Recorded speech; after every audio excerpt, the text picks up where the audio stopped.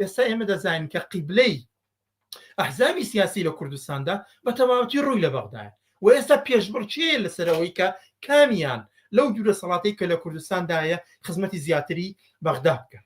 ململانەی یەکێتی و پارتی بەشێکی ئێستا لەسەرەمەیە کە کامیان خزمەتی زۆرتر بە دەسەڵاتی بەغدا بکەن، دەیانەوێت خۆیان بگونجێنن و ئیدعایەکیان نەمەوە. تەنانەت ئەگەر پێشووتر جار وەکو کەمپەینێکی لەگیا لە کەمپەینی پێغاب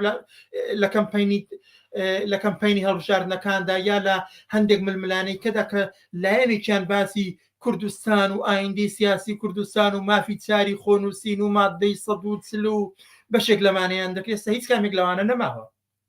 ئێستا لە جێگەی ئەوانە هەمویان خەریکن دەستنەوە وە چوارچەوەی بەغدا و دەیانەوێ ئەم جارە بە تەواو لەگەڵ بەغدا خەڵکی کوردستان بەرز بەستراوی جارێکیکە تەسلیمی دەسەڵاتێکی ئیسلامی عروبی بکەن لە بەغدادا کە لە سەڵاتدارە، ئەو دەسەڵاتی کە خودی دەسەڵاتەکە لەسەر ئەساسی ڕەتکردنەوەی هاوڵاتی بوونی مافی یەکسانی هاوڵاتیان بنیاد نراوە.